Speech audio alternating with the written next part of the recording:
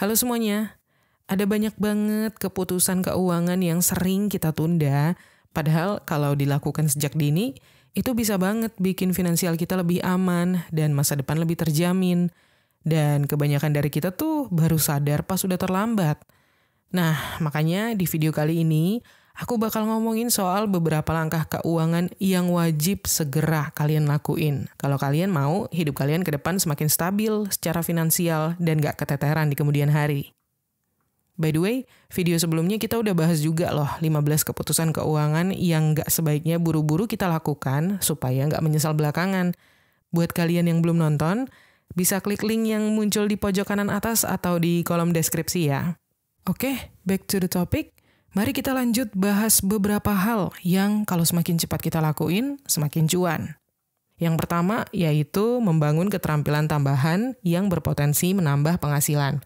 Di zaman sekarang, keterampilan baru itu kayak emas. Makin banyak skill yang kita kuasai, semakin besar peluang kita untuk menambah penghasilan. Misalnya, belajar skill digital marketing, coding, desain grafis, atau bahkan investasi, itu juga bisa membawa keuntungan jangka panjang bagi kita. Jadi, kalau kalian dapat kesempatan untuk belajar hal-hal baru yang bisa menambah value diri kalian, jangan ditunda. Segera ambil kursus atau pelatihan, atau kalau kalian ada waktu buat belajar, supaya gratis gitu ya, nggak makan biaya, ya udah belajar aja buat hal-hal yang bisa meningkatkan value dan skill kalian, supaya kalian semakin kompetitif di dunia kerja ataupun bisnis. Mengasah keterampilan tambahan itu akan memberikan kita daya saing yang lebih tinggi, terutama dalam era digital sekarang, di mana banyak pekerjaan yang membutuhkan keahlian baru dan spesifik. Dengan keterampilan baru, kita nggak hanya bisa dapat kenaikan gaji di pekerjaan yang sekarang, tapi juga bisa membuka peluang usaha sampingan atau bahkan karir baru yang lebih menjanjikan. Misalnya nih, kalian baru bekerja di bagian marketing gitu ya, dan ada kesempatan untuk ikut kursus digital marketing atau belajar tentang SEO, Search Engine Optimization. Nah, dengan mengambil pelatihan ini, dalam beberapa bulan ke depan, kalian bisa aja naik jabatan atau dapetin proyek sampingan yang nambah penghasilan kalian. Sementara itu, kalau kalian tunda, kalian bakal kehilangan kesempatan untuk lebih cepat naik level di karir kalian ataupun membuka peluang baru. Lanjut, hal kedua, diversifikasi investasi. Banyak orang yang menaruh semua uang mereka di satu jenis investasi, misalnya kayak deposito aja, atau emas aja, atau saham doang, atau properti doang gitu ya. Padahal, kalau investasi ini nggak sesuai harapan atau malah rugi, bisa-bisa semua tabungan hilang. Makanya, diversifikasi itu penting banget. Jangan cuma taruh uang di satu tempat atau di satu keranjang aja. Sebarin, bagi-bagi ke instrumen lain, kayak misalnya reksadana, emas, atau bahkan kripto, kalau kalian udah paham sama risikonya. Diversifikasi adalah salah satu strategi paling efektif untuk mengurangi risiko dalam berinvestasi. Dengan menyebar uang ke berbagai jenis instrumen investasi, kita akan lebih aman kalau salah satu instrumen gagal perform atau malah anjlok. Misalnya, ketika saham turun, kalian masih punya cadangan dari investasi lain kayak emas atau reksadana yang lebih stabil. Anggaplah misalnya kalian itu punya 100 juta dan semuanya kalian investasikan di saham perusahaan teknologi misalnya. Nah, ketika perusahaan itu tiba-tiba kena masalah dan harga sahamnya anjlok, kalian rugi besar kan? Tapi kalau sebelumnya kalian udah diversifikasi, sebagian uang kalian ada yang di emas, ada yang di reksadana, atau di properti. Maka kerugian di saham itu nggak akan terlalu berdampak besar bagi kalian karena masih ada investasi lain yang bertahan atau bahkan naik nilainya. Next, hal ketiga, membayar tagihan tepat waktu. Tagihan-tagihan kayak listrik, air, wifi atau internet, atau kartu kredit, ataupun pay letter, itu bukan hal yang sebaiknya kita tunda-tunda guys. Karena kalau kita sering telat bayar, bukan cuma bikin kepala kita pusing karena kena denda, tapi juga membuat reputasi keuangan kita jadi jelek. Ada biaya tambahan yang bisa membuat tagihan kita jadi semakin mahal. Padahal kalau kita bisa bayar tepat waktu, semuanya bakal lancar tanpa drama. Telat bayar tagihan tuh bisa menyebabkan denda yang terus menumpuk. Dan kalau itu dilakukan terlalu sering, bisa-bisa memengaruhi skor kredit kita juga. Jadi daripada harus bayar lebih mahal karena denda atau bunga keterlambatan, lebih baik segera deh bayar tagihan kalian sesuai jadwalnya. Ini juga membuat manajemen keuangan kalian jadi lebih rapi, karena nggak ada tagihan yang menumpuk. Misalnya kalian sering banget lupa bayar tagihan kartu kredit sampai lewat jatuh tempo. Nah, akhirnya setiap bulan kalian harus bayar denda. Kalau dihitung-hitung dalam setahun, denda yang kalian bayar bisa sampai ratusan ribu, cuma gara-gara nggak bayar tepat waktu. Padahal, kalau kalian atur jadwal pembayaran dengan disiplin, uang itu bisa kalian simpan buat hal lain yang lebih penting. Lanjut, hal keempat, investasi jangka panjang. Investasi jangka panjang ini kayak reksadana, saham, atau properti ya. Itu semua penting banget untuk masa depan kita, guys. Semakin cepat kita mulai, semakin besar keuntungan yang bisa kita dapatkan dari bunga yang berbunga atau compound interest. Sayangnya banyak orang yang menunda-nunda untuk mulai berinvestasi karena ngerasa belum siap atau nunggu punya banyak uang dulu. Padahal, investasi itu justru semakin bagus kalau dimulai dari sekarang, bahkan dengan nominal kecil sekalipun. Karena semakin lama kita berinvestasi dengan adanya compound interest, semakin besar hasilnya di masa depan nanti. Dengan memulai lebih awal, meskipun modalnya kecil, kita bisa melihat hasil yang besar dalam jangka panjang karena uang yang kita tanam akan terus berkembang seiring dengan waktu.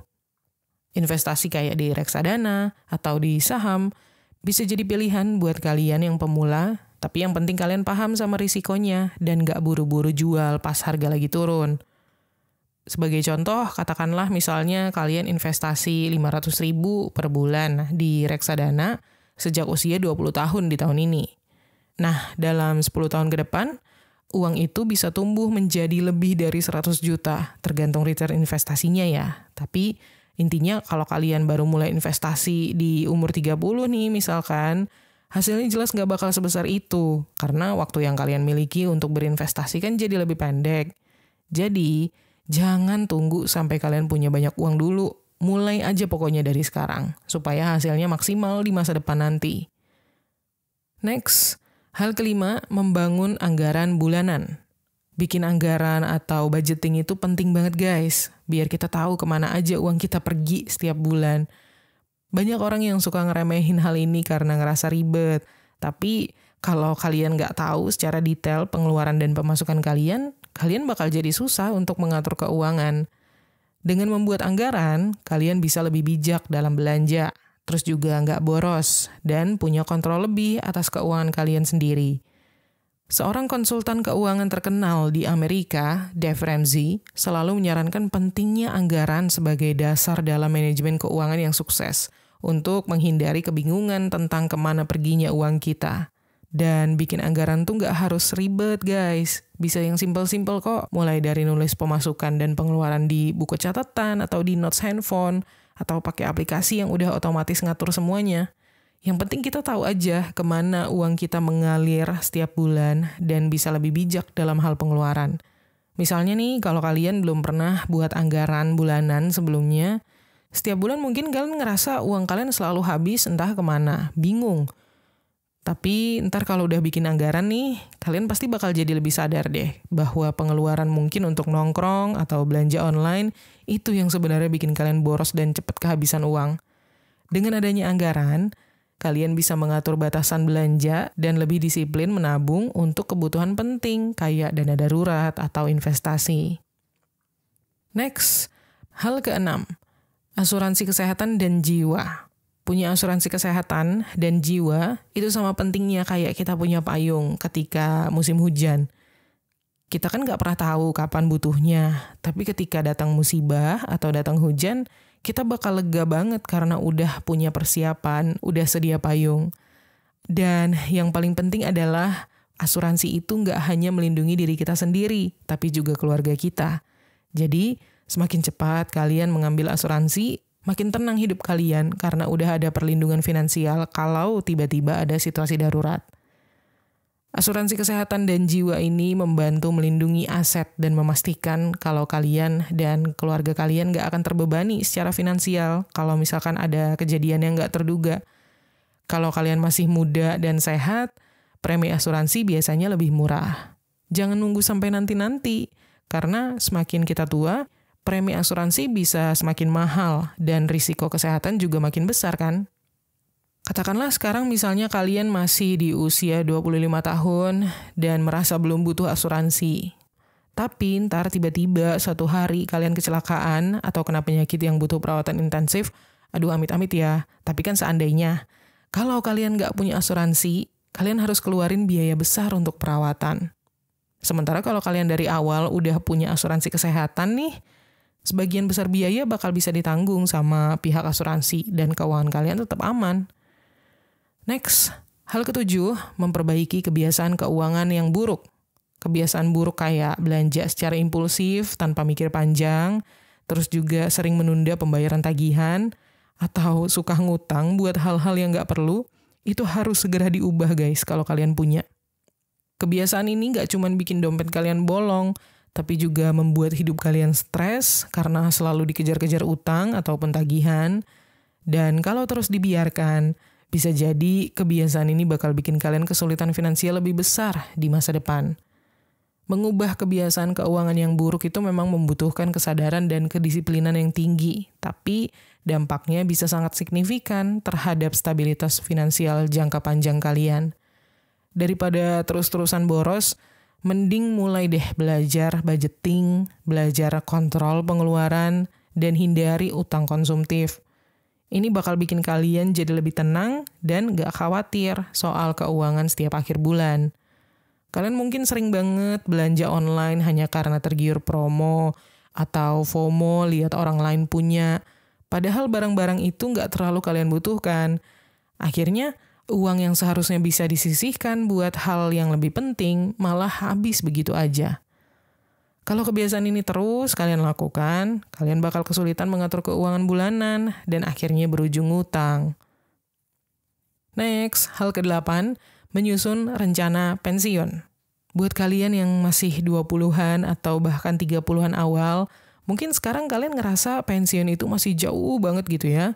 Tapi justru karena masih jauh itulah kalian bisa memanfaatkannya untuk siap-siap dari sekarang. Semakin awal kalian mulai menyusun rencana pensiun, semakin banyak waktu untuk uang kalian berkembang lewat investasi atau tabungan. Jadi ketika nanti saatnya pensiun tiba, kalian gak harus khawatir lagi soal keuangan di hari tua. Mulai merencanakan pensiun sejak dini adalah langkah bijak, karena itu bikin kita bisa memanfaatkan bunga majemuk atau compound interest dan mengumpulkan dana lebih banyak. Kita bisa mulai dengan bikin target pensiun dulu nih, pensiun di umur berapa dan berapa dana yang dibutuhkan untuk menjalani masa pensiun. Misalnya pensiun dari usia 55 tahun dan seterusnya itu butuh total uang berapa. Lalu, sisihkan sebagian penghasilan untuk investasi jangka panjang atau menabung di dana pensiun. Jangan nunggu sampai udah terlalu tua baru mulai, karena waktu adalah kunci dalam perencanaan pensiun yang sukses. Bayangin nih misalnya kalian sisihin 500.000 per bulan untuk dana pensiun dari usia 25 tahun. Dengan investasi yang berkembang, di usia 60 nanti, uang kalian bisa bertumbuh jadi lebih dari 1 miliar. Tapi kalau kalian baru mulai di usia 40, hasilnya nggak akan sebesar itu, karena waktunya kan lebih singkat. Jadi, semakin cepat kalian mulai, makin besar manfaatnya buat hari tua kalian nanti. Lanjut, hal ke-9, meningkatkan skill keuangan. Belajar mengelola uang itu bukan cuma buat orang tua atau orang-orang yang udah mapan, udah punya penghasilan sendiri.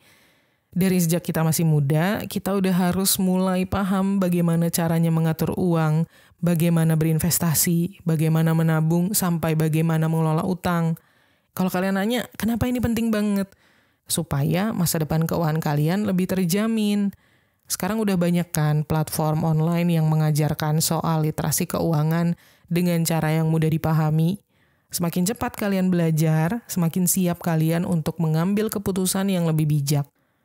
Mengembangkan literasi keuangan sejak kalian masih di usia muda adalah salah satu kunci utama untuk membangun kekayaan di masa depan. Gak usah deh nunggu sampai kalian punya gaji yang gede untuk mulai belajar tentang keuangan. Kalian bisa mulai dari yang dasar-dasar dulu, kayak gimana caranya bikin anggaran, investasi kecil-kecilan, ataupun mengelola utang. Yang penting adalah kalian sadar bahwa mengatur keuangan itu bukan cuma soal punya duit, tapi soal cara kalian menggunakan uang dengan cerdas.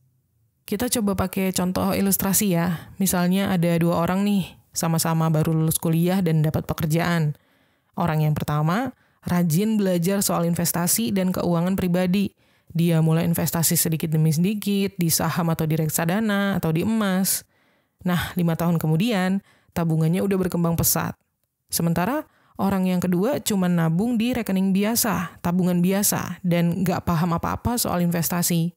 Akhirnya, nilai tabungannya stagnan, dan dia baru sadar pentingnya investasi setelah terlambat belakangan. Jadi, semakin cepat kita belajar, semakin besar peluang keuangan kita untuk menjadi lebih baik di masa depan. Next, hal yang ke-10, mengalokasikan dana untuk amal. Berbagi, bersedekah, beramal gak akan membuat kita miskin.